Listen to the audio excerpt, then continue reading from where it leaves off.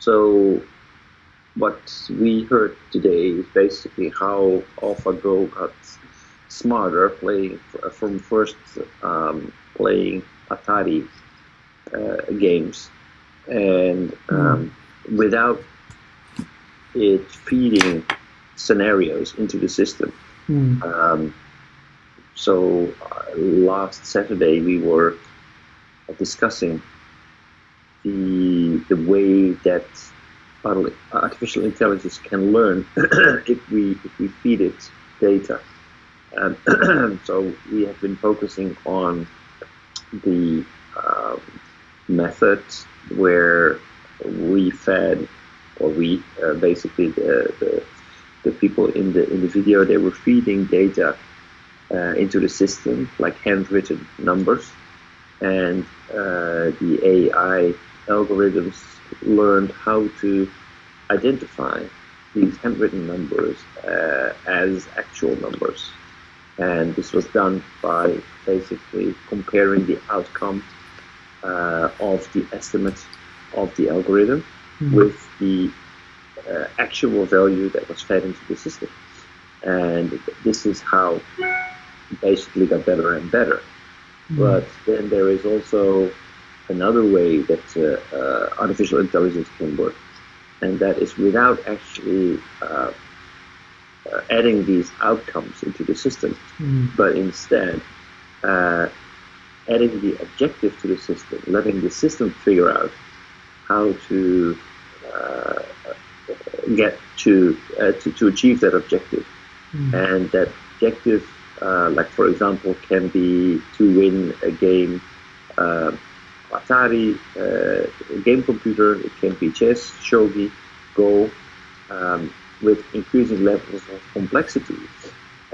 So basically, the last example that we saw was about data centers, and in there, the data centers, they form a real life problem because they use a lot of energy, which contribute to greenhouse gases, and they applied artificial intelligence to control the system in a way that was superior to how men could do it, because men could only if there are so many parameters in the system, then it's impossible to control all the possible combinations because there are just too many. So people are limited in their capacity to try all these to control all these parameters, because the parameters are there are just too many, and given the changing in circumstances, they probably end up in a suboptimal parameter with suboptimal parameter setting.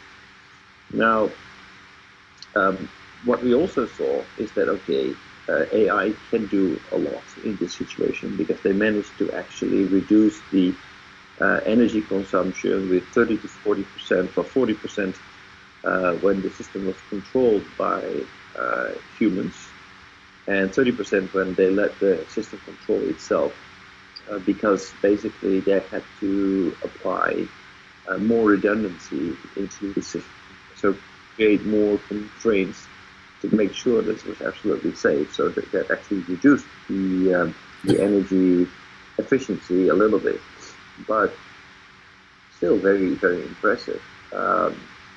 So what this actually, I thought what made this a very good video is that it actually showed us, yes, artificial intelligence can achieve a lot, but different from the game of Go and different from the game of chess, we cannot keep the outside world stable. So what you see is, if you run a data center of any industrial complex, there are a lot of variables.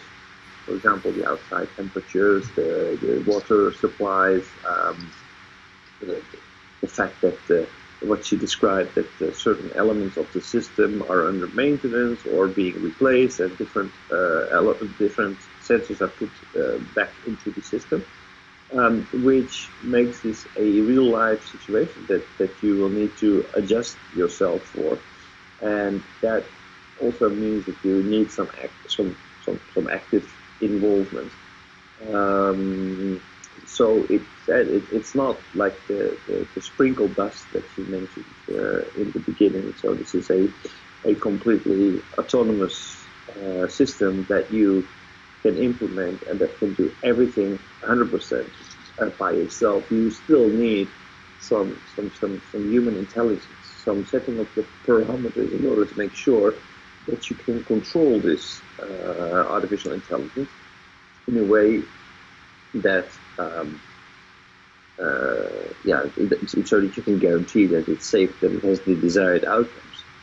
So I thought this was very interesting. So it basically showed us so that basically AI is a complex system that will require human intervention and a human experience in order to make sure that we get the desired outcomes. But at the same time, it also showed us that it was not necessary to feed it with lots of data in order to get the system started.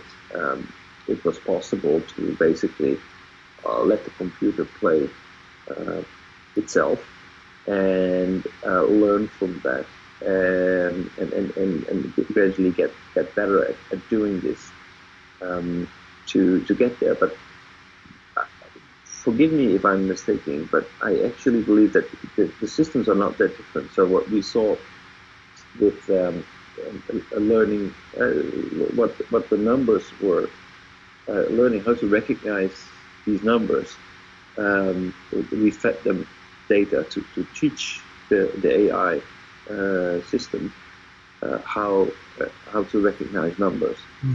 Basically, the same thing happens if you don't feed it any data. Basically, the system interferes with whatever it's trying to do, generates data, feeds it back into itself, into its own system. So that this feedback mechanism is basically the same.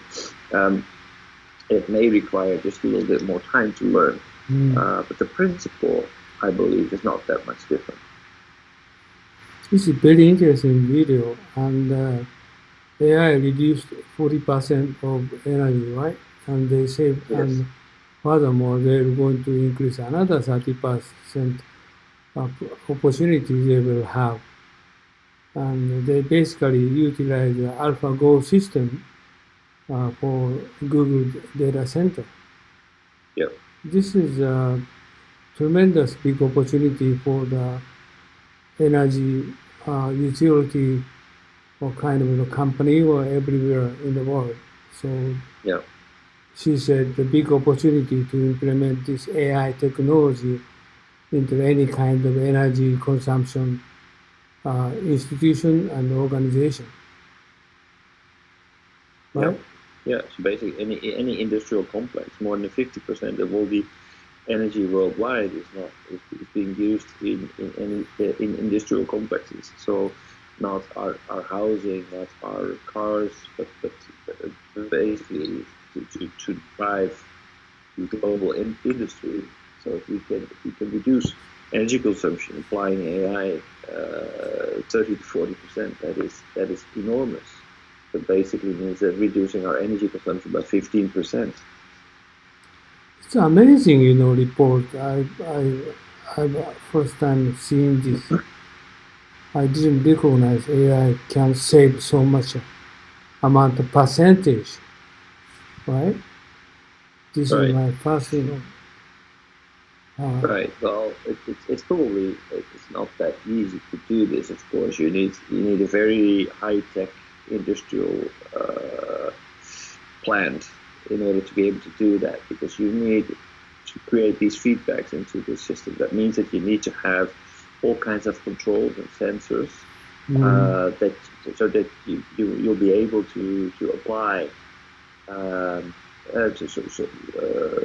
to interfere with the system. So therefore, you need controls and you need the sensors in order to make sure that you can create feedback into the system. And I'm not sure if there are that many industrial complexes that are that advanced that they will be able to generate enough data to create these enormous savings. So it will require a lot of upgrading of the industry in order to be able to apply this effectively. Especially, as you know, the data centers, energy consumption system out of the other industry. Huge energy consumption, right? Yeah, I heard somewhere that it was about 3% of the entire global energy consumption.